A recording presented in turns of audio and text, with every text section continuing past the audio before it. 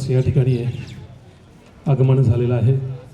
आताच विठू माऊलीचा आपण गजर या ठिकाणी ऐकलाय। देऊळगाव राजा गावचे ग्रामदैवत श्री बालाजी महाराजांच्या या पुण्यभूमीमध्ये आणि परमपूजनीय श्री गुरुवर्य मोहनराव मोहननाथ महाराज पैठणकर यांच्या शुभ आशीर्वादाने शिवाय श्री नरहरीनाथ महाराज संस्थान येथे सुरू असलेला महर्षी वशिष्ठ वेद विद्यालय आणि श्री संत तुकाराम महाराज वारकरी विद्यालय यांचा आजचा हा चतुर्थ वर्धापन दिन म्हणजे केवळ काळानुसार जी गणना केली जाते ती मोजणी नाही आहे, तर तो आजपर्यंत या भूमीमध्ये ज्यांना शेकडो वर्षाची परंपरा आहे, जे नाथ महाराजांच्या वंशजामधले आहेत, असं म्हटलं जातं की शेगाव ही विदर्भाची पंढरी आहे आणि नाथ महाराजांचे हे संस्थान म्हणजे आळंदी आहे। विचारांना प्रेरणा प्रोत्साहन देण्यासाठी महाराज त्यांच्या कर्मयोगातून या ठिकाणी अनेक विद्यार्थ्यांना घडवत आहेत। ती त्यांच्या प्रगल्भ मानसिकतेचं एक लक्षण आहे। या चतुर्थ वर्धापन दिनानिमित्त या ठिकाणी फक्त ही मोजणी करायची नाहीये, पण हे विद्यार्थी या ठिकाणी फक्त जे घडतायत तो त्यांच्या वैचारिकतेच्या परिपक्वतेचा एक वैचारिक अधिष्ठान आहे। आणि आजच्या या कार्यक्रमाच्या निमित्तानं अक्षय तृतीयाच्या मुहूर्तावर याचा औचित्य साधून या कार्यक्रमाला जी मान्यवर या ठिकाणी आलेली आहेत, या सर्व सन्माननीय मान्यवरांना मी विनंती करतो की आपण मंचाकडे यायचं आहे, मंचावर स्थानपन्न व्हायचं आहे।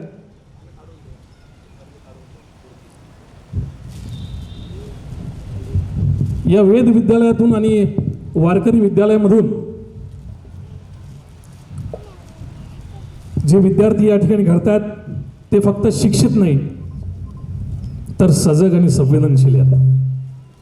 विज्ञान आणि तंत्रज्ञान या गोष्टींची कास धरून धर्म आणि अध्यात्म संस्कार आणि संस्कृतीकडे पाहण्याचा त्यांचा दृष्टिकोन अजून प्रगल्भ आणि प्रवीण करण्यासाठी टाळ, पखवाद, मृदुंग यासोबतच माऊस, आयपॅड, कॉम्प्युटर्स हे देखील या ठिकाणी शिकवले जातात। मान्यवरांचं मंचावर या ठिकाणी आगमन होतंय। आजच्या मंगल सोहळ्याचे प्रमुख अतिथी विधान परिषदेचे माननीय आमदार शशिकांतजी भारतीय सर, अध्यक्ष तर्पण फाउंडेशन, तसेच या सोहळ्याची शोभा वाढवण्यासाठी उपस्थित असलेले माननीय आमदार श्री मनोजी कांडे सर, माननीय माजी आमदार श्री कैलासजी गोरंट्याल, प्रसिद्ध आणि प्रतिष्ठित कार्डिओलॉजिस्ट डॉक्टर कृष्णाजी कोरडे सर, छत्रपती संभाजीनगरचे सीएम माननीय श्री संदीपजी माहूरकर सर, परमपूजनीय गुरुवर्य श्री मोहननाथ महाराज पैठणकर नुकताच यांचाच मंचावर या ठिकाणी विचारपीठावरती आगमन झालेलं। मी श्रोत्यांना विनंती करतो की कृपया आपण टाळ्यांच्या कडकडात त्यांचं स्वागत करावं। डॉक्टर मांडू सर,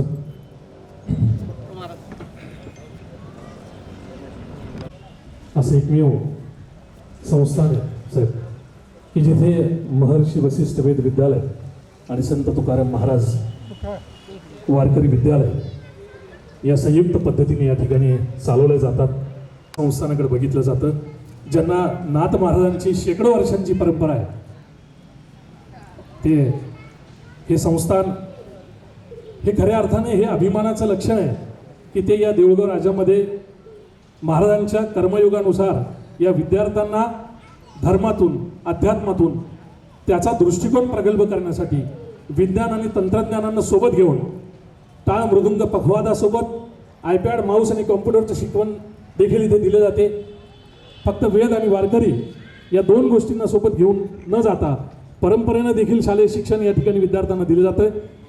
मी पुनश्च एकदा उपस्थित सर्व मान्यवरांचं आणि आदरणीय गुरुजन वर्ग, समस्त श्रोते हो आणि विद्यार्थी मित्र हो, पुनश्च एकदा या ज्ञानयज्ञात आपलं सहर्ष स्वागत करतो. यानंतर मी या ठिकाणी वशिष्ठ वेद विद्यालयातील विद्यार्थ्यांना शांती मंत्रपठन म्हणण्यासाठी या ठिकाणी निमंत्रित करतोय. विश्वानि देव सवितर्दुरितानि परासुव जद्भद्रन्तन्न आसुव द्यौः शान्तिरन्तरिक्षगु शान्तिः पृथिवी शान्तिरापः शान्तिरोकलयः शान्तिः वनस्पतयः शान्तिर्विश्वे देवाः शान्तिर्ब्रह्म शान्तिः सर्वज्ञो शान्तिः शान्तिरेव शान्तिः सामा शान्तिरेधि जतो यतः समीहसे ततो नो अभयं कुरु शन्नः कुरु प्रजाभ्यो भयन्नः पशुभ्यः सुशान्तिर्भवतु.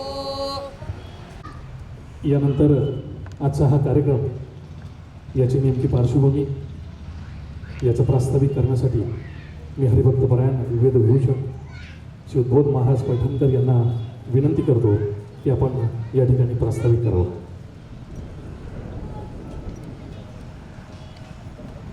आदिनाथ समारंभां ज्ञानदेव सुमध्यमां अस्मदाचार्य पर्यंतां वंदे गुरुपरंपरां.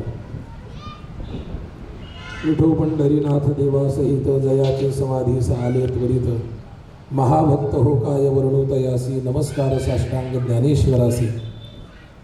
अखिल गुणनिधान षड्गुण ऐश्वर्य संपन्न भगवान पंढरीनाथ परमात्मा मुक्त कैवल्य तेजोनिधी भगवान श्री ज्ञानेश्वर महाराज जगद्गुरु श्री संत तुकाराम महाराज आपल्या नगरीचं ग्रामदैवत भगवान श्री व्यंकटेशाच्या चरणी नतमस्तक होऊन व्यासपीठावर उपस्थित श्रद्धेय बाबा, आपल्या कार्यक्रमाचे प्रमुख अतिथी माननीय आदरणीय श्रीकांत भारती सर, जालन्याचे माजी आमदार, आपल्या सगळ्यांचं लाडकं व्यक्तिमत्व आदरणीय माननीय कैलासजी गोरंट्याल भाऊ, आपल्या संस्थांचे CA आदरणीय Sandeep Mahurkar sir, doctor Ganeshji Monte sir आणि आपल्या नगरपालिकेचे उपनगराध्यक्ष असणाऱ्या वनिताताईंचे पती आमचे स्नेही राजेशजी बुतडाजी,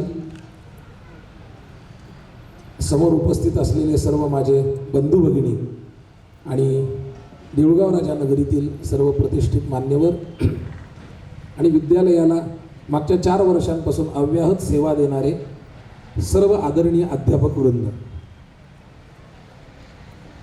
भारत असं म्हणतात की एतद् देश प्रसूतस्य सकाशाद अग्रजन्मनः स्वं स्वं चरित्रं शिक्षेरन् पृथिव्यां सर्व मानवः. या देशामध्ये शिकलेला जो मनुष्य आहे हा सकाशात अग्रजन्मनः आणि शिक्षेरन अशा 2 गोष्टी विशेषणाने वापरलेल्या आहेत की या देशामध्ये जन्माला आलेला माणूस संपूर्ण भारतावर आपलं अधिराज्य घडवू शकतो, एवढी या देशामध्ये ताकद आहे. भारताला साक्षरतेपासून आत्तापर्यंत कोणी हिरावू शकलं नाही. मधला काळ हा आपल्या बुद्धिभेदाचा होता. तसं जर असतं आणि शिक्षण नसतं तर जनाबाईंनी दळिता कांडिता तुझं वाचुनी केशवा अनंता हे अभंग त्या काळी रचले नसते. पण त्यातही विशेषत्वाने उत्तराखंड जशी देवभूमी आहे तशी महाराष्ट्र ही संत भूमी आहे. आणि मागे अनेकदा सुद्धा आणि आता तर चांगल्या स्वरूपात सुद्धा सर की याबाबत आम्ही निवेदनं दिली आहेत की उत्तराखंडमध्ये जसे ठिकठिकाणी बोर्ड लागलेले असतात की देवभूमी उत्तराखंड में आपका स्वागत है, त्या धर्तीवर महाराष्ट्र शासनाने प्रशासन आणि शासनाने आम्हाला सहकार्य करून संतभूमी महाराष्ट्र में आपका स्वागत है अशा पद्धतीचे फलक ठिकठिकाणी लावले पाहिजे. कारण ही भूमी आजपर्यंत इतके आक्रमण झाले, ही भूमी आजपर्यंत इतके आघात झाले, पण आपला महान राष्ट्र टिकवून राहिला आहे तो केवळ या संतांच्या शिकवणीमुळे. आणि ही शिकवण जर सोबत असली तर आपल्या विदर्भाचं एक रत्न असं म्हणूयात, वारकरी संप्रदायातले अद्वैत संत ज्ञानेश कन्या गुलाबराव महाराज माधवकर असं म्हणत की भारतामध्ये एकमेव देशामध्ये अशी ताकद आहे की भारत हा विश्वगुरू बनू शकतो, पण ते विश्वगुरू बनण्यासाठी शिक्षणासोबत संस्काराची आवश्यकता आहे. मागच्या शतकापर्यंत आपण म्हणत होतो की पळ्या तामण भांड बाजूला ठेवा आणि हातात पोथी घ्या, पण हातात पुस्तक घ्या. पण ते पुस्तक हातात घेताना आम्ही आमचं तामण भांड कुठं ठेवलेलं हेच आम्ही आता विसरून गेलो नाही. त्यामुळं हातातली माळ तर सोडायची नाही आहे, पण हातात टॅबलेट आला पाहिजे. या अनुषंगाने या दोन्हीची सांगड घालता आली पाहिजे. या उदात्त हेतूने ज्ञानेश्वर महाराजांच्या नाथपरंपरेतील सत्पुरुष श्री संत नरहरिनाथ महाराजांच्या समाधीस्थळी 2022 साली आपण महाराष्ट्रातल्या पहिल्या या संयुक्त वैदिक आणि वारकरी विद्यालयाचा प्रारंभ केला.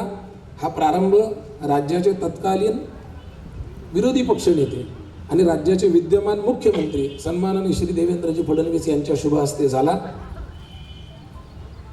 या विद्यालयाचा उदात्त हेतू एक होता की संस्कारासह शिक्षणाची एक जागृत अशी पिढी आपल्याला घडवली पाहिजे, ज्या पिढीच्या माध्यमातून एक गाव सुधरेल, ज्या गावाच्या माध्यमातून एक जिल्हा सुधरेल, ज्या जिल्ह्याच्या माध्यमातून एक राष्ट्र सुधरेल, राज्य सुधरेल आणि राज्याच्या माध्यमातून एक देश सुधरेल. हा छोटासा हेतू मोठा हेतू या छोट्याशा प्रयत्नातून सुरू झाला. आणि आज आनंद असा वाटतो की इवलेसे रोप लावी येले द्वारी, वेलू गगनावर जरी गेलेला नसला सर तरी घराच्या छतापर्यंत येऊन पोहोचलेला आहे. आणि निश्चितच प्रयत्न जर असे सुरू राहिले तर वेलू गगनापर्यंत सुद्धा जाईल. आज या विद्यालयाला 4 वर्ष पूर्ण होत आहेत हे सांगताना आनंद होतो. महाराष्ट्रातल्या अनेक जिल्ह्यातली मुलं इथं निवासी स्वरूपात शिक्षण घेत आहेत. पण हे शिक्षण घेत असताना खरं तर इथे आईवडिलांचे उपकार मानले पाहिजे की त्यांनी आपल्याला त्या पद्धतीत शिकवलं. स्वामी विवेकानंदांचं एक फार चांगलं वाक्य आहे. स्वामी विवेकानंद अनेक ठिकाणी असं म्हणतात, त्यांच्या चरित्रात हे वाक्य होतं आणि मी अनेकदा ते वाक्य सांगतो जे मला आवडतं की your children will follow your example not your advice. तुम्ही काय सांगताय ही तुमची मुलं ऐकत नाहीत, तुम्ही काय करताय ही तुमची मुलं ऐकतात. रोज मंदिरात गेलं तर पोरगा आपोआप मंदिरात जातो, पण रोज चावडीत बसायचं आणि मुलाला सांगायचं का रे भाऊ मंदिरात जाय ना असं म्हटल्याने मुलगा मंदिरात जाणार नाही.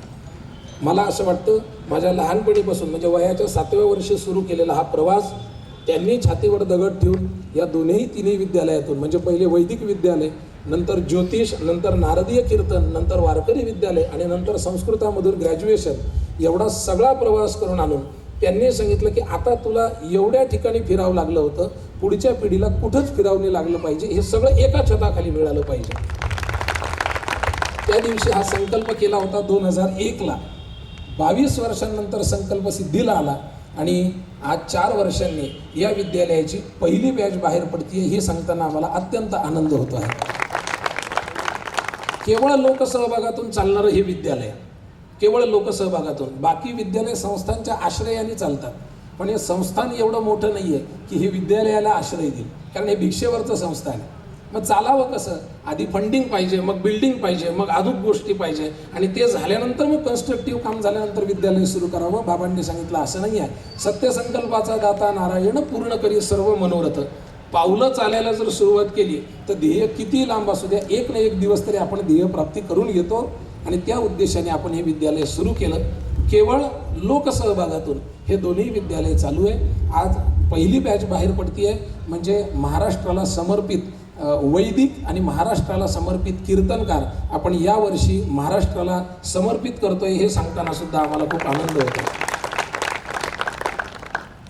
भेद जातीजातीतला मिटला पाहिजे, भेद भावाभावातला मिटला पाहिजे, भेद राज्यातला मिटला पाहिजे, भेद देशातला मिटला पाहिजे, पण हे सांगत असताना भेद आधी वर्गातला मिटला पाहिजे.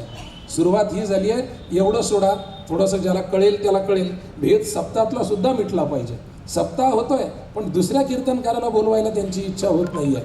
हा भेद आधी मिटला पाहिजे. ओळखू येत नाही. ओळखू यायची टॅग सोपी आहे. ज्याचं आडवं गंध आहे तो वैदिक आहे, ज्याचं उभं गंध आहे तो वारकरी आहे. एवढाच काय आमचा जो विद्यालयातला फरक आहे. पण त्यांची नीतिमत्ता एक आहे, त्यांचं ध्येय एक आहे. या सर्व दृष्टीने आपण हे विद्यालय सुरू केलं. विद्यालयाचा जो सर्व खर्च आहे हा केवळ दातृत्ववान भाविक सज्जनांच्या माध्यमातून होतो. आणि मग त्या भाविकांच्या प्रती जसं 2,500 रुपयाची एक छोटीशी अन्नदान सेवा आहे. कोणी 11,000 रुपये प्रतिवार्षिक देतं, कोणी 51,000 रुपये प्रतिवार्षिक देतं, ज्याला ज्या पद्धतीने शक्य आहे. मग या सगळ्या लोकांच्या प्रती काहीतरी कृतज्ञता आपण व्यक्त केली पाहिजे. या दृष्टीने मग मुलांचं कौतुक करावं आणि त्या मुलांच्या कौतुकानंतर हे जे सहयोगी सगळे देणगीदार आहेत यांना आपल्याकडून स्नेहभोजन व्हावं, यांचं आपल्याकडून आदरातिथ्य व्हावं, या उदात्त हेतूने आपण हा कार्यक्रम करत असतो. म्हणून आपण सगळ्यांना इन्व्हाइट करतो, निमंत्रित करतो की या आमच्या मुलांचं कौतुक पहा आणि आपला जो सेवा सहयोग आम्हाला 4 वर्षांपासून लाभत आला तो इथून पुढे सुद्धा असाच राहावा.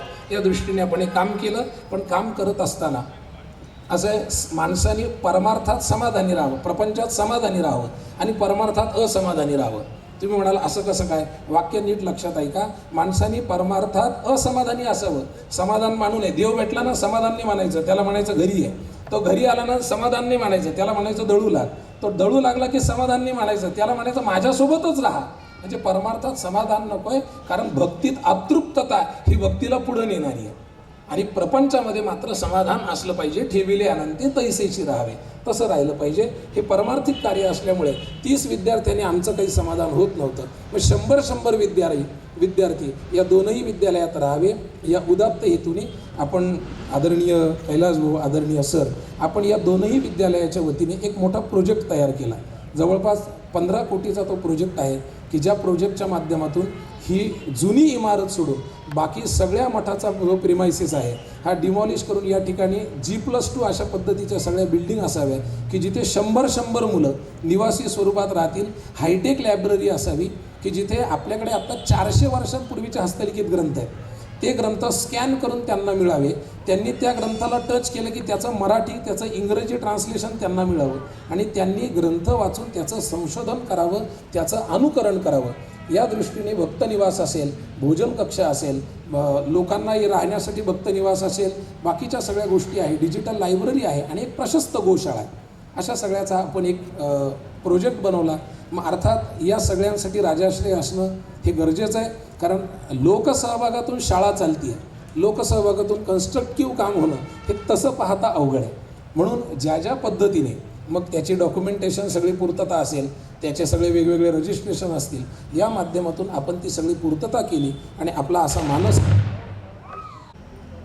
2027ला भारतीय स्तरावरती व्हावा की या क्षेत्रामध्ये मुलगा आला की वैदिक असो किंवा वारकरी असो विकला जातो, त्याचं सगळीकडे कौतुक होतं. पण कीर्तन शिकणाऱ्या मुलाचं कधी कौतुक नाही. ज्याला तारखा मिळाल्या त्याचं कौतुक होतं, पण ज्याचा अभ्यास आहे तारखा नाही मिळाल्या त्याचं कौतुक होतं. या दोनही विद्यालयाचा भारतातला पहिला आध्यात्मिक कॉन्व्होकेशन सेरेमनी म्हणजे पदवीदान समारंभ आपण 2027ला मान्यवरांच्या शुभ हस्ते करतो आहे. आत्ता मान्यवरांचं नाव आपण डिक्लेअर करणार नाही, त्या संबंधीची प्रक्रिया चालू आहे. पण तेव्हा सर म्हटले तसं महाराष्ट्रातल्या अनेक संस्थेमधले 500 वारकरी विद्यार्थी, 500 वैदिक विद्यार्थी यांच्यासमोर आपण तो पदवीदान समारंभ करणार. म्हणजे जसं इतर शिक्षण घेतलं की त्यांचं कौतुक होतं तसं हेही शिक्षण घेतलं की त्यांचं कौतुक व्हावं या दृष्टीने तो कार्यक्रमही आपण पुढच्या वर्षी करणार आहोत. या विद्यार्थ्यांना पदवी देऊन या विद्यार्थ्यांना महाराष्ट्रासाठी आपण समर्पित करणार आहोत आणि पीक भावनेनेच करणार. या सगळ्या गोष्टींसाठी अर्थात देवाचंच पाठबळ असावं लागतं. परंतु परवाचं मी उदाहरण सगळ्यांना दिलं की किती कृपा असली म्हणजे पेट्रोल पंपावरती 3 लिटर पेट्रोल मिळेल. किती कृपा असली म्हणजे किती कृपा लागत नाही, खिशात 300 रुपये असावे लागतात तेव्हा पेट्रोल पंपावरती 3 लिटर पेट्रोल मिळतं. तसं किती कृपा असली म्हणजे हे कन्स्ट्रक्टिव्ह काम होतं. तर याला कृपेची जोड तर निश्चित लागणार आहे. पण सगळ्या दातृत्ववान भाग आहे तो मिळतो आहे आणि तो मिळत राहणार या अपेक्षेसह आपल्या सगळ्यांच्या चरणी पुन्हा नतमस्तक होतो.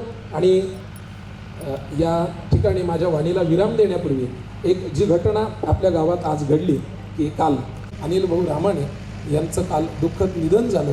तर मी माझ्या कार्यक्रमाच्या प्रास्ताविकेमध्येच सगळ्यांना विनंती करतो की आपण 1 मिनिट मौन ठेवून अनिल भाऊंच्या दिवंगत आत्म्यास श्रद्धांजली अर्पित करू आणि त्यानंतर आपला कार्यक्रम पुढे सुरू करू.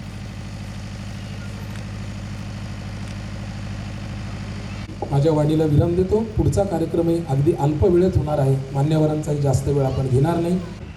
जे प्रास्ताविक केलं खऱ्या अर्थानं वेद म्हणजे शब्द नाही आहे, तर ते विश्वाच्या सत्याचं स्पंदन आहे.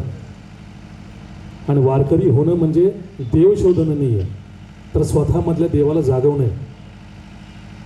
या दोन्ही विद्यालयाकडून इथे जे शिकवलं जातं तर ते लक्षात येतं आहे आपल्या की मोडलेल्या माणसांचे दुःख ओले झेलताना, त्या अनाथांच्या उशाला दीपलव झोपताना, ना कोणती जात ज्यांची ना कोणता धर्म त्यांचा, दोन जीवाचे अश्रू दोन जीवांचे माणसांना, इथे माणूस घडवण्यासाठी ही संस्था मातीत घट्ट पाय रोवून उभी आहे की जिथे वारकरी आणि वेद या दोन्ही गोष्टीला सोबत घेऊन विद्यार्थ्यांना आधुनिक शिक्षण देऊन त्यांना पुढच्या काळात कीर्तनकार प्रवचनकार बनून समाजाला नवजागृती नवराष्ट्र निर्माण करण्यासाठीचं कार्य चालू आहे. समाज राज्य राष्ट्र जर जिवंत ठेवायचं असेल तर धर्माचं कार्य या मठाच्या माध्यमातून सुरू आहे.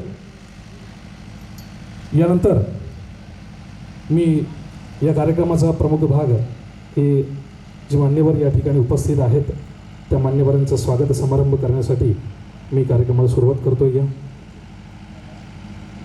माननीय आमदार श्री श्रीकांतजी भारतीय सर, अध्यक्ष तर्पण फाउंडेशन यांचं स्वागत करण्यासाठी परमपूजनीय गुरुवर्य श्री मोहननाथ महाराज यांना विनंती करतो.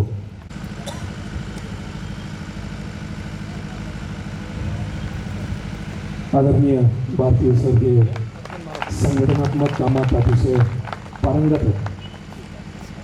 मग ते डेटा ॲनालिसिसमध्ये असू द्या, वेल कम्युनिकेटर असू द्या, स्ट्रॅटर्जी प्लॅन करण्यामध्ये असू द्या, ते एक रणनीतिकार म्हणून परिचित. कृपया आपण टाळ्या कमी पडू देऊ नका.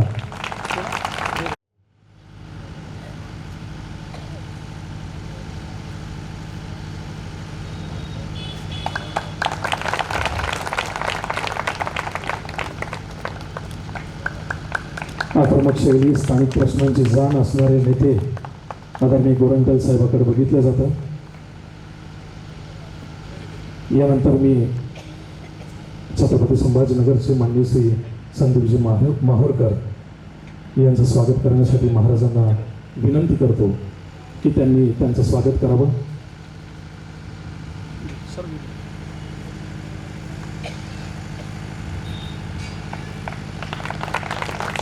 या औचित्याला या ठिकाणी उपस्थित असलेले डॉक्टर गणेशजी मानते साहेब यांचं देखील स्वागत करण्यासाठी, त्यांचा सत्कार करण्यासाठी हा सत्कार समारंभ या मातीचं संस्कार आहे.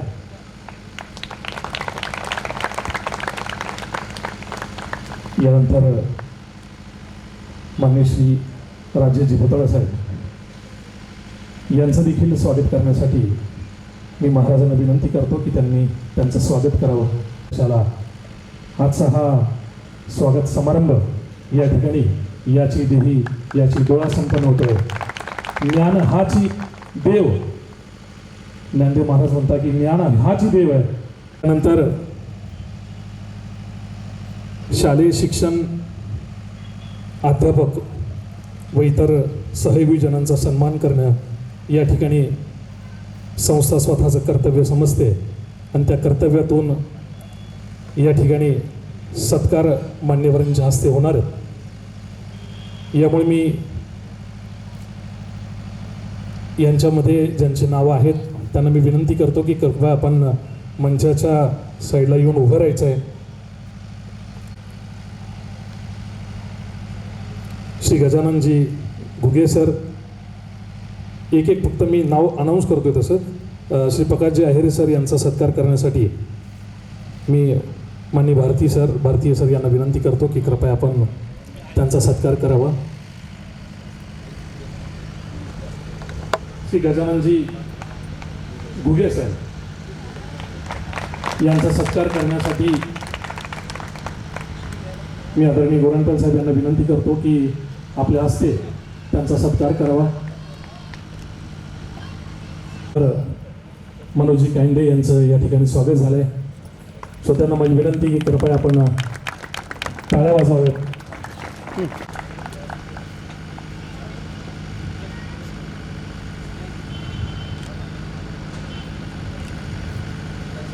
सत्कार करावा.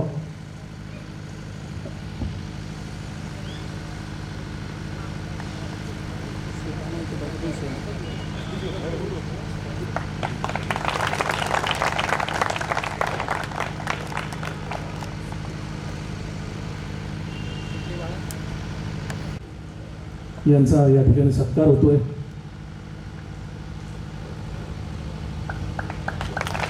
विजय कुमार तायडे सर, आदरणीय सो मेघाताई तायडे, श्री संपत गलबे सर, श्री अनंत तेलंग सर, श्री सचिन भालेराव सर,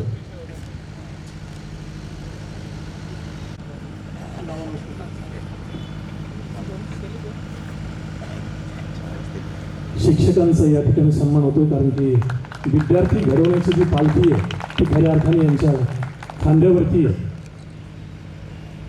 त्या ठिकाणी सत्कार करण्यासाठी मी मान्यवरांनी विनंती करतो की आपण मॅडमचा सत्कार करावा.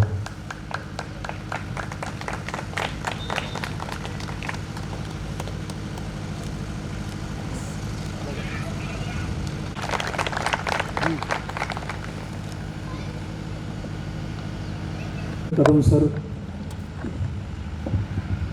श्री रामचंद्र कदम सर, आदरणीय कदम सरांना विनंती की आपण मंचावर यावं.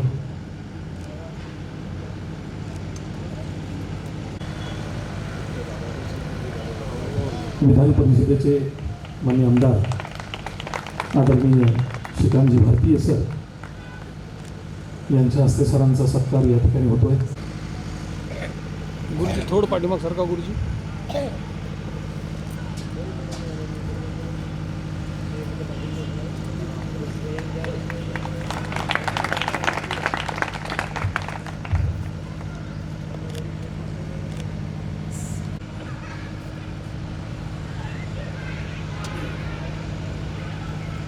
ज्या आदरणीय शिक्षकांची मी नावं घेतली त्या शिक्षकांना विनंती आहे यस भालेराव सरांचा सत्कार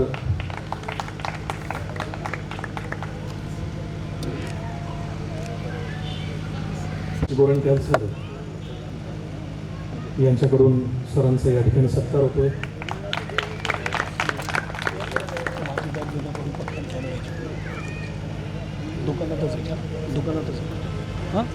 प्रतिभा सादरीकरण आहे.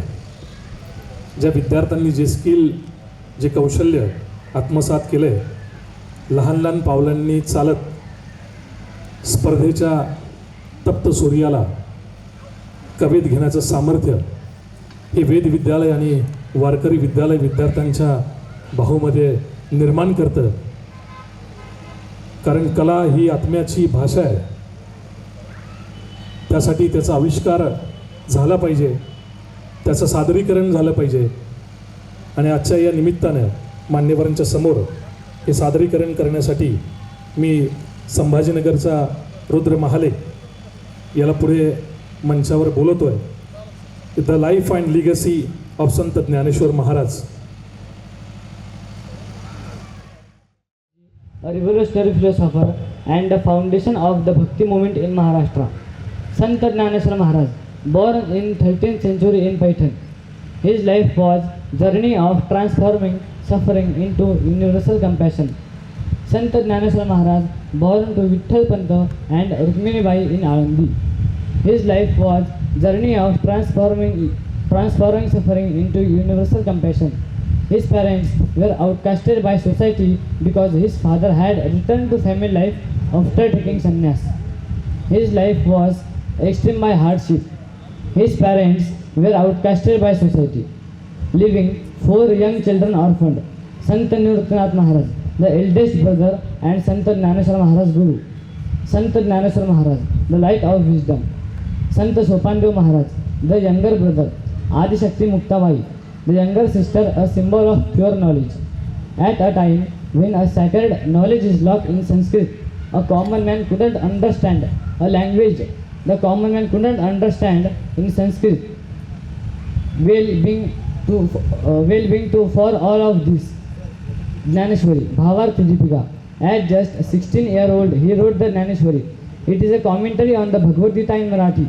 It is a masterpiece of the 9035 OVs that brought the ultimate truth to the doorstep of the common farmer and worker. Amrutanubhav, a philosophical text on the experience of Advaita. Pasaidan, the divine grace. This is not just a prayer for one person, for the global prayer for or everyone. आता विश्वात्मके देवी येणे वाग्यज्ञ तोषावी. संत Dnyaneshwar Maharaj life teaches the world can reject you if your heart full of love and your mind full of knowledge you can change the world. Ramakrishna Hari. यासाठी मी त्याला समोर बोलवतोय. श्रीधर बागडी. आदरणीय व्यासपीठ, पूज्य गुरुजन वर्ग आणि माझ्या बंधुभगिनी, आज मी आपल्यासमोर महाराष्ट्रातील संत परंपरेतील एक अमूल्य रत्न श्री संत जनाबाई यांचे चरित्र मांडणार आहे. संत जनाबाई यांचा जन्म परभणी येथील गंगाखेडमध्ये एका वारकरी कुटुंबात झाला. त्यांच्या वडिलांचे नाव तमा आणि त्यांच्या आईचे नाव कुरुंड असे होते. त्या स्वतःच्या अभंगाविषयी एका अभंगात म्हणतात, परभणी प्रांती गंगाखेड थोर, तेथे माझा जन्म झाला साचार. दमा नामे पिता करुंड ही माता, त्यांनी माझा अर्पिले पंढरी नाता. 5व्या वर्षी आले मी पंढरी, राहू लागले मी दासाच्या घरी. नामयाची जणी झाले मी अनाथ, पंढरी नाते धरले हाती मज सत्य. बालपणीच त्या पंढरपूरच्या दाशारमात मंदेश नामदेवांच्या घरी राहू लागल्या. त्यांनी स्वतःला नामयाची जणी असे म्हणले. जनाबाईंचे वैशिष्ट्य म्हणजे त्यांनी कधीही कर्माचा संसाराचा त्याग केला नाही. त्या दिवसभर दळण कांडण केळसुनी व गौऱ्या वेचण्याचे काम करत असत. त्यांनी हे सर्व काम करत असताना त्यांच्या मुखात विठ्ठल विठ्ठल नामघोष असे. त्यांची अशी भावना होती की त्यांच्या कामात मदत करण्यात येण्यासाठी अखिल कोटी ब्रह्मांड नायक खडगुणेश्वर संपूर्ण भगवान श्री पांडुरंग परमात्मा त्यांच्या कामात साक्षात मदत करण्यात येत असत, अशी त्यांची भावना होती. त्या एका अभंगात म्हणतात, दमा नामे पिता करुंड ही माता, त्यांनी माझा अर्पिले पंढरीनाथ, असे स्वतः जनाबाई म्हणतात. जनाबाईंच्या सकल संत गाथ्यामध्ये 350हून अधिक अभंग आहेत. जनाबाईंच्या अभंगाचे वैशिष्ट्य म्हणजे त्यांनी प्रत्येक अभंगात स्वतःला नामयाची जणी असे म्हणून घेतलेले आहे. जनाबाईंनी अनेक आख्याने दिली. अनेक आख्याने रचणाऱ्या पहिल्या महिला कवी अशा जनाबाई ठरल्या. जनाबाईंनी जगाला उपदेश केला, कर्म हाच गुरु. अशा जनाबाईंच्या चरणी मी माझे नतमस्तक ठेवतो व माझ्या वाणीला विराम देतो. धन्यवाद. मधुर देशपांडे, देऊळगाव राजा. गुरवः मम प्रियसपाठाः च अद्य अहं सर्वेषां लाडक्या ज्ञानेश्वर माऊली महोदयानां पसायदानम् इति अद्वितीयप्रार्थनायाः उपरि मम विचारान् उपस्थापयामि.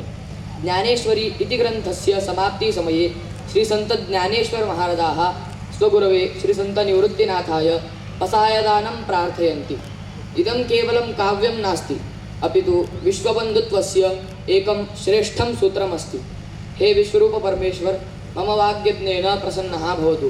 प्रसन्नः भूत्वा मयिषं प्रसादं देहि. ये खलाः दुष्टाः सन्ति तेषां मनात् कुटिलता नश्यतु. तेषां मनसि सत्कर्मप्रतिरुचिः उत्पद्यताम्. सर्वेषु प्राणिषु मैत्रीभावः वर्धताम्. ये ईश्वरभक्ताः सन्ति ते मङ्गलमयाः सन्ति. ते पृथिव्यां सर्वेषां मेलनं कुर्वन्ति. ते सज्जनाः कीदृशाः सन्ति? चलत्कल्पतरूणाम् आरण्यं, चेतनाचिन्तामणीनां ग्रामम्, अमृतार्णवस्य चन्द्रमेः. एतादृशाः सज्जनाः सर्वेषां सुहृदः भवन्तु.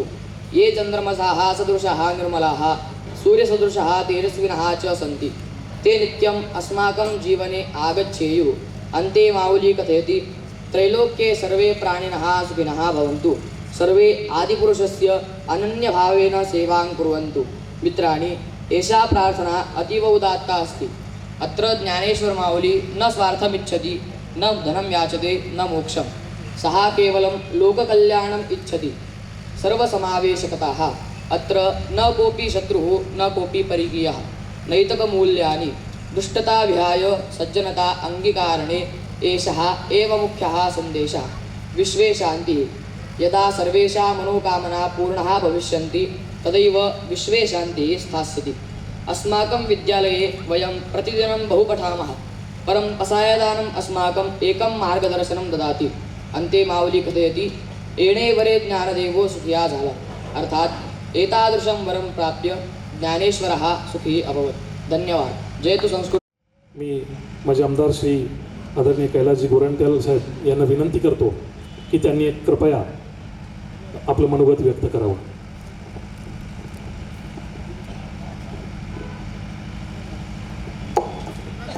महर्षी वशिष्ठ वैद्य विद्यालय श्री संत तुकाराम महाराज वारकरी विद्यालयाचं या चातुर्य वर्धापन निमित्ताने इथं उपस्थित असलेले परमपूज्य मोहननाथ महाराज पटणकरजी, विधान परिषद से आदरणीय आमदार श्रीकांत भारतीजी, या मतदारसंघाचे आमदार माझे मित्र सन्मान्य मनोज कायंदेजी, सन्मान्य संदीपजी महरकरजी, सन्मान्य व्यासपीठ, उपस्थित माता भगिनी वडीलधारी मंडळी आणि माझे मित्र.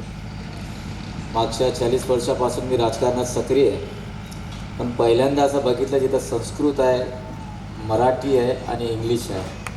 माझ्या कार्यक्रमात पहिल्यांदा हा बघण्यासाठी मला बघितलेलं आहे. निश्चिती इथं जे शिक्षण आपण देतात, वारकरी संप्रदायाचं शिक्षण घ्यायचं तर म्हणजे आळंदीला जावं लागतात लोकांना. आणि मला सांगताना आनंद, परवाच मी माझ्या मतदारसंघात सिरसवाडीमध्ये वारकरी शाळेचं उद्घाटन केलं. विद्यार्थी जास्त नाही, 5च विद्यार्थी आहेत, पण त्यांना बिल्डिंगची आवश्यकता होती. आम्ही बिल्डिंग करण्याचं काम सुरुवात केली. मी आपला हा ये परिसर जे आहे, भविष्यात कोणालाही वारकरी संप्रदाय किंवा वेदाचार्य व्हायचं असेल तर त्यांनी आळंदी न जाता या देवलगावमध्ये यायला पाहिजे, अशी व्यवस्थापन करा. निश्चित जालना म्हणून मला बोलवलं आणि मी गोरंट्याल म्हणून जालन्याचा प्रतिनिधी म्हणून मला बोलवलं आहे. CSR फंडाची तुम्ही कल्पना माझ्यासमोर मांडली. निश्चित तुम्हाला जे मदत पाहिजे आम्ही जालना करून तुम्हाला करून देऊ असं मी माझ्याकडून आश्वासन देतो. आणि मला बोलून माझा सत्कार केला त्याबद्दल जय हिंद, धन्यवाद. जय हिंद, जय महाराष्ट्र. आपण मंचाच्या वतीनं सगळ्यांना खात्री दिली आहे. यानंतर मी माननीय आमदार श्री मनोजजी कायंदे सर यांना विनंती करतो की आपण कृपया मनोगत व्यक्त करावं.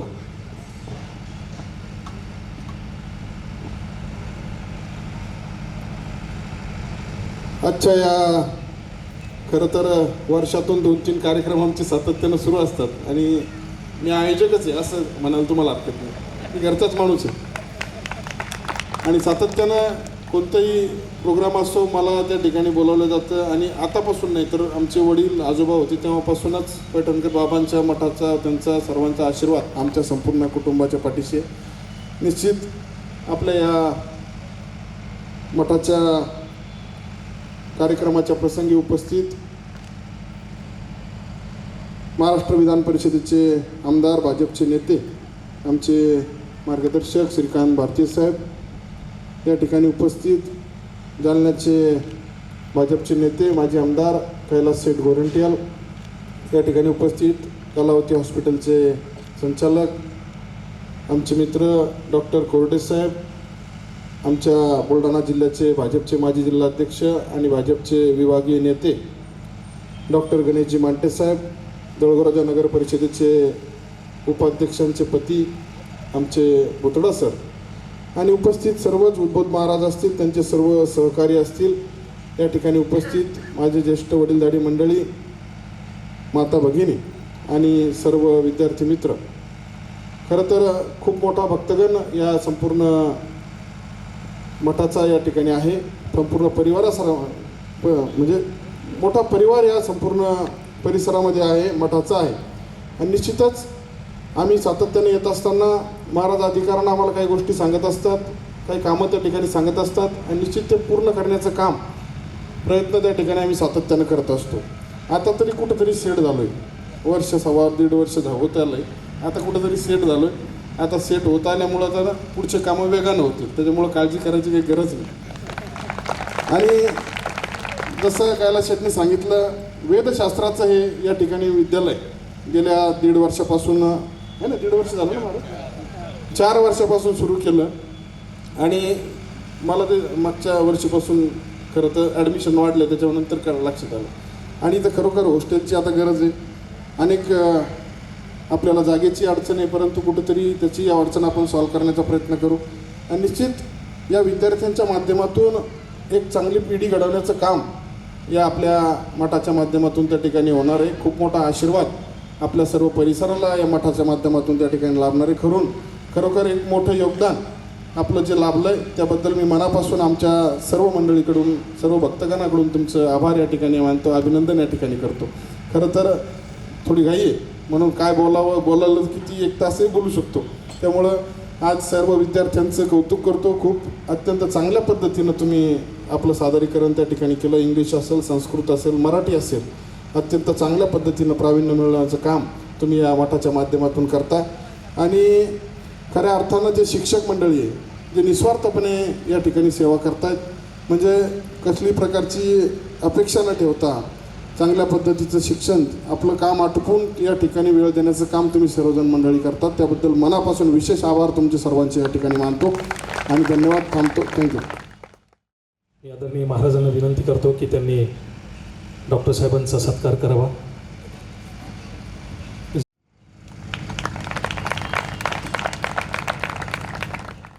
संतांच्या व्यासपीठावर उपस्थित श्रद्धेय बाबा म्हणजे मनोज भाऊ, कैलास सेठ, आदरणीय डॉक्टर, भाजपचे दोन्ही नेते, भगिनी आणि बंधूंनो, खरं तर खूप वर्षापासूनची इच्छा होती की या पुण्यभूमीमध्ये यावं. मी दर्शन घेतल्यानंतर बाबांना असं म्हटलं की बरेच वेळा ठरत होतं, होत नव्हतं, माझं पुण्य कमी पडत होतं. आज थोडं वाढल्यामुळे बाबांचं दर्शन झालं. आज अक्षय्य तृतीय आहे आणि असं म्हणतात, म्हणजे मी तुकोबा महाराजांना परवाच्या फोनवर म्हटलंसुद्धा की तुमच्या हळव्या, ओल्या आणि टोकाच्या आग्रहामुळे मी येतोय खरं आहे, पण तुम्ही ज्या प्रोजेक्टची चिंता करता ती करू नका. करणार संकल्प अक्षय्य तृतीयेच्या दिवशी आपण घेतो आहे. या तिथीमध्येच ताकद आहे. आपण समोर जाणारच आहोत. आणि बाबा, मी तुम्हाला सांगतो, मी ज्या दिवशी आमदार झालो, माझे वडील ज्या दिवशी आमदार झालो त्याची माझे वडील मुंबईला माझ्या घरी होते. आता आम्ही राजकारणातले कार्यकर्ते आहोत, तेव्हा आमदार बिमदार झाल्यावर थोडा माहोल, सगळा जल्लोष होता. 2-2:30 वाजेपर्यंत सगळं वातावरण होतं. माझे वडील 2:30 वाजेपर्यंत जागे होते. सगळे लोक गेल्यावर त्यांनी मला बोलावून सांगितलं की आमदार झाला आहे, फक्त एकच गोष्ट लक्षात ठेव की राजकीय क्षेत्रातलं हे पद कोणाच्याच नशिबात शाश्वत नसते, कोणाच्याच नाही. या आमदारकीच्या शक्तीतून जे उभं करशील ते शाश्वत असलं पाहिजे. आणि मला बरेच वेळा प्रामुख्याने कैलास सेठ, मनोज भाऊ असे लोक अशा विषयात भेटल्यावर हा एक कॉन्फिडन्स येतो. कसं आहे, कैलास सेठ, मनोज भाऊ नाही म्हटलं तरी राजाश्रय लागतोच, काही इलाजच नाही त्याला. त्यामुळे स्वाभाविकपणे अशा प्रकारची धडपड करणारी आध्यात्मिक आणि सामाजिक क्षेत्रातली माणसं ज्यावेळेस कल्पनेच्या पलीकडला प्रयोग करत असतात, त्यावेळेस समाजातल्या राजस व्यवस्थेतल्या लोकांचं हे प्रथम कर्तव्य असतं की अशा शाश्वत गोष्टीच्या पाठीशी उभं राहिलं पाहिजे. आणि मी अत्यंत आत्मविश्वासाने बाबा तुम्हाला सांगू इच्छितो की महाराष्ट्रामध्ये असे विभिन्न प्रयोग शिक्षण क्षेत्रामध्ये, आध्यात्मिक क्षेत्रामध्ये लोक करतात आहेत, खूप मोठ्या प्रमाणात करतात आहेत. म्हणजे अगदी मी आज सकाळी संभाजीनगरला एका ठिकाणी गेलो, एकदम वेगळा प्रयोग आहे. क्षेत्र कुठलंही असू दे. आणि वारकरी संप्रदायामध्ये तर ही प्रोसेसच आहे. कल्पनेची बाधा न हो कोण्या काळी संत मंडळी सुखी असो, हे अकल्प आयुष्य व्हावे तया कुळा हा जो कॉन्फिडन्स नामदेव महाराजांना होता ना, तो अशा प्रकारच्या प्रयोग पुढे होणार आहे याच्यातूनच होता.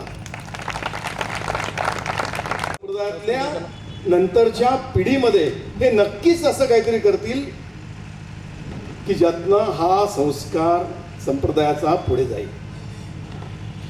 माझ्याकडे 4थी पिढी वारी आहे. आम्ही सुद्धा एक छोटंसं रोपटं आमच्या सातपुड्याच्या पायथ्याशी असंच लावलं आहे. माझाही याच्यातला अनुभव आहे की समाज पाठीशी उभा राहतोच, पण कधी कधी राजस व्यवस्थेच्या लोकांनी आणि समाजातल्या लोकांनी केवळ पाठीशी उभं राहून चालत नाही, तर सोबत धावावं लागतं.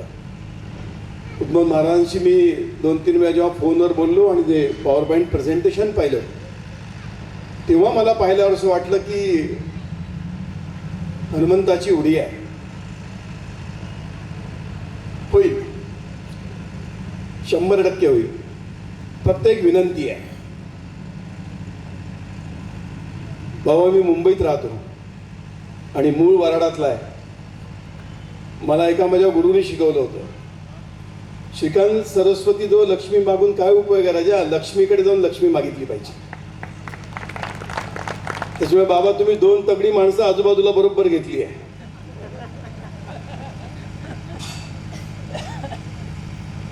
आध्यात्मिक क्षेत्रामध्ये आणि सामाजिक क्षेत्रामध्ये लागणारी लक्ष्मीची उपासना ही लक्ष्मी जिथे वास करते ना, तिथेच करायला.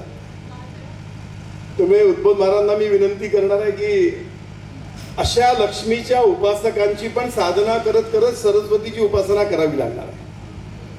आणि अशा सगळ्या प्रवासामध्ये माझ्यावर जी जबाबदारी बाबा तुम्ही द्याल, ती माऊलीच्या कृपेने मी सेवा म्हणून नक्की स्वीकारेल.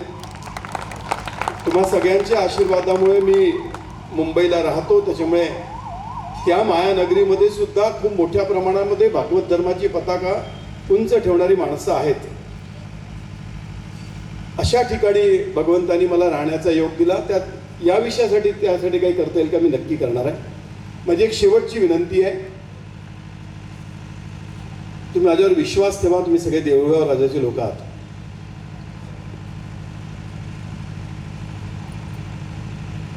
वारकरी संप्रदायाचं प्रशिक्षण केंद्र, शिक्षण केंद्र जोग महाराजांनी सुरू केलं. नंतर तर खूप वारकरी संस्था उभ्या झाल्या. मुलांनी इंग्रजीत भाषण केलंय, विष्णुमय जग वैष्णवांचा धर्म. तर विष्णुमय जगात जायचं असेल तर नव्या पॅटर्ननी जावं लागणार आहे. तोही प्रयोग इथे आहे. पण देऊळगावकर जनतेने हे अभिमानाने समजून घेतलं पाहिजे की वैदिक परंपरा आणि वारकरी परंपरा एकत्र हा देशातला पहिला प्रयोग तुमच्या इथे सुरू आहे. हा कुठेच नाही आहे, हे मॉड्यूल आहे. हे एक मॉड्यूल इथं उभं होत आहे. याचा इको, याचा व्हॉइस हा तेव्हा जगामध्ये जाईल जेव्हा तो इथं स्ट्रॉंग असेल तर. आणि मला असं वाटतं की देऊळगावकरांनी अशा प्रयोगाला संपूर्ण शक्तीनिशी घेण्याची आवश्यकता आहे. आज नाही उद्या, उद्या नाही परवा, परवाने निर्वा, केव्हा तरी जगभरातले रिसर्चर जेव्हा शोधायला लागतील की वैदिक परंपरा आणि संप्रदाय एकत्र हे मॉड्यूल कुठं असेल, तर मुंबईच्या एअरपोर्टवर उतरणारा संशोधक देऊळगाव राजामध्ये येईल. आणि अशा प्रकारच्या प्रयोगाला तुम्हा सगळ्या लोकांच्या आशीर्वादाची आवश्यकता आहे. मी आज खरंच स्वतःला खूप भाग्यवान समजतो. आज बाबांचे आशीर्वाद मला मिळाले की अशा सगळ्या प्रयोगाच्या निमित्ताने मला इथे येता आलं. मी पुन्हा उद्धव महाराजांचं खूप मनापासून आभार मानतो. आणि छोटासा एक पाठ मगाशी तो मनोजभाऊ माझ्याशी बोलले, कुठेतरी नाव आलंय, कोणीतरी नाव घेतलंय. अरे महाराष्ट्रामध्ये वारकऱ्यांचं सरकार आहे, कोणाची हिंमत आहे, कोण काय करू शकतं? No one just can't dare to do it. कोणी हिंमत करू शकत नाही. कारण महाराष्ट्रामध्ये जे सरकार चाललं आहे हे वारकरी संप्रदायाच्या वारकऱ्याचं सरकार आहे. तुम्ही निश्चिंत राहा. परित्राणाय साधूनाम आणि विनाशाय चतुष्कृतम दोघांचाही खेळ आहे. तुम्ही संपूर्ण शक्तीनिशी आपण अशा अधिष्ठानाच्या पाठीशी उभं राहिलं पाहिजे असं आव्हान करतो. महाराज, तुम्ही मला बोलावलं, मी तुमचा विनम्र आभारी आहे. खूप खूप धन्यवाद. राज्यभर आणि देशभर ही प्रसिद्धी मिळावी तसं तुम्ही आश्वस्त केलं आहे. आणि निश्चित आपण त्या शब्दाला बांधील असतात. आपली ओळखच त्याच्यासाठी आहे. नेल्सन मंडेला एका ठिकाणी म्हणतात की शब्दातून समाजाला आश्वस्त करता याच्या वतीनं त्यांनी या मंचावरून जे सांगितलंय त्याची या मंचाला पूर्ण खात्री आहे की हे ठिकाण देशभरात निश्चित ओळखलं जाईल. यानंतर या कार्यक्रमात हस्तलिखित ज्ञानेश्वरीचं विमोचन आदरणीय बाबांच्या हस्ते होणार आहे. तर मी त्यांना विनंती करतो की आपण कृपया या ज्ञानेश्वरीचं विमोचन करावं. या कार्यक्रमाचा समारोप होईल आणि उपस्थित सर्वजण या ठिकाणी आलात. हे कार्यक्रम या ठिकाणी संपन्न झालात. सर्व सन्माननीय मान्यवर या ठिकाणी वेळात वेळ देऊन इथे आलेत. याबद्दल मी पुनश्च एकदा या वेद विद्यालय आणि वारकरी विद्यालयाकडून त्यांचे आभार व्यक्त करतो. आणि यानंतर उद्बोध महाराजांना विनंती करतो की त्यांनी पसायदान आपल्याला सामूहिक पसायदान घ्यायचं आहे. स्नेहभोजन या ठिकाणी आयोजित केलेलं आहे. तर उपस्थितांना विनंती आहे की आपण भोजनाचा आस्वाद घेऊन जायचा आहे. श्री उद्बोध महाराज यांना विनंती करतो की आपण पसायदान घ्यावं. सरांनी सन्मान स्वीकारावा.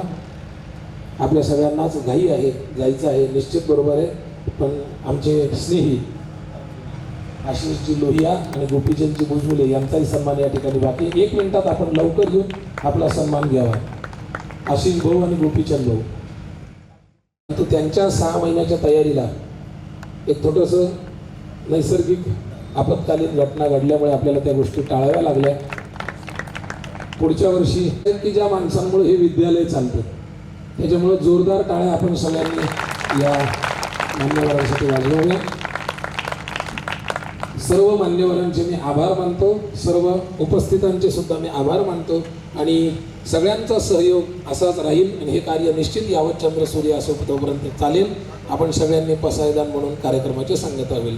आता विश्वात्मके देवे येणे वाग्यज्ञ तोषावे तोषोनी मज द्यावे पसायदान हे जे कळांची व्यंकटी सांडो तया सत्कर्मिरती वाढो भूता परस्परे पडो मैत्र जीवांचे दुरितांचे तिमिर जावो विश्वस्वधर्म सूर्ये पाहो जो जेवांचल तो ते लाहो प्राणी जात वर्षत सकळ मंगळी ईश्वर निष्ठांची मांदियाळी अनवरत भूमंडळी भेटतो भूता चला कल्पतरूंचे आरव चेतना चिंतामणीचे गाव बोलते जे अर्णव पीयूषांचे चंद्रमे जे अलांचन मार्तंड जे तापहीन हे सर्वाहि सदा सज्जन सोय रे होणा सर्व सुखी